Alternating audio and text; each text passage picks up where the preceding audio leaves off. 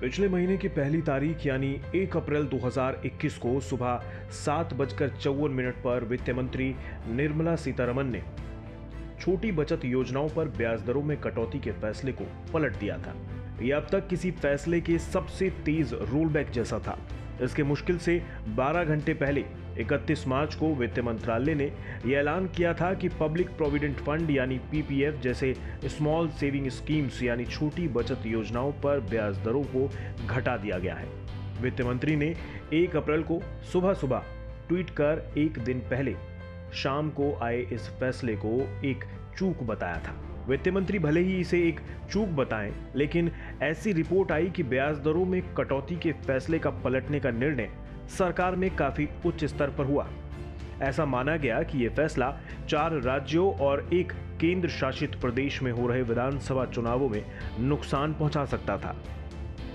इस पर काफी राजनीतिक बयानबाजी भी हुई। कांग्रेस महासचिव प्रियंका गांधी ने इसे विधानसभा चुनाव से प्रेरित फैसला बताया, तो पूर्व वित्त मंत्री पी चिदम्बरम ने निर्मला सीतारमण के इस बयान को आधारहीन बताया कि यह भूलवश हुआ है या एक चूक है। उन्होंने कहा कि छोटी बचत योजनाओं पर ब्याज दरों की समीक्षा एक रूटीन वर्क है और इस पर काफी पहले से सोच विचार होता है। आखिर ब्याज दरों में कटौती का फैसला किसने लिया था? ये जानने के लिए इंडिया टुडे और आज तक ने वित्त मंत्रालय से सूचना के अधिकार के तहत जानकारी मांगी। इसके जवाब में वित्त मंत्रालय के आर्थिक मामलों के विभाग ने कहा, छोटी बचतों पर ब्याज दरों की तिमाही समीक्षा की फाइल माननीय वित्त मंत्री ने मंजूर की थी। आखिर इस फैसले को फिर वापस लेने का निर्णय किसका था?